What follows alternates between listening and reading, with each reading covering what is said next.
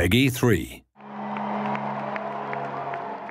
In previous versions of Football Manager, comparing players could be a complicated process. So this time around we've decided to make it just a little bit easier. When comparing players, it's now really easy to check the differences between their attributes. We've added a bar that illustrates just how much better one player is compared to another in specific areas. For example, if one player has a finishing stat of 7 while the other's is 15, then the bar will clearly show that the second player is a much better finisher than the first. In other words, it's now immediately obvious where an individual player's strengths and weaknesses lie. It's also possible now to see how players compare in the key attributes for the role they're required to perform. Simply click Highlight Key Attributes for Role on the comparison screen, select the position and role that the compared players are required to fill, and the relevant areas are highlighted.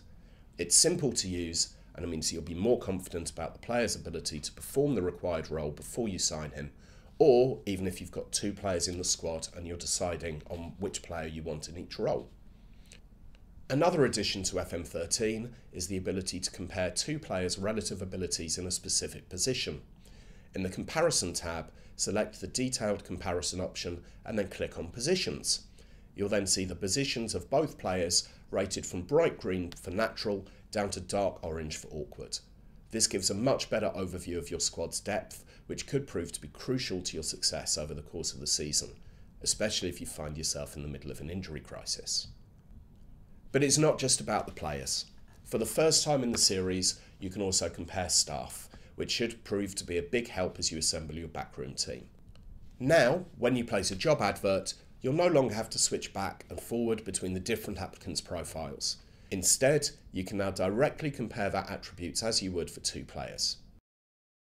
It's also possible to compare the applicants against your current staff to make sure that you aren't signing someone who's not as good as the person who's currently doing the job.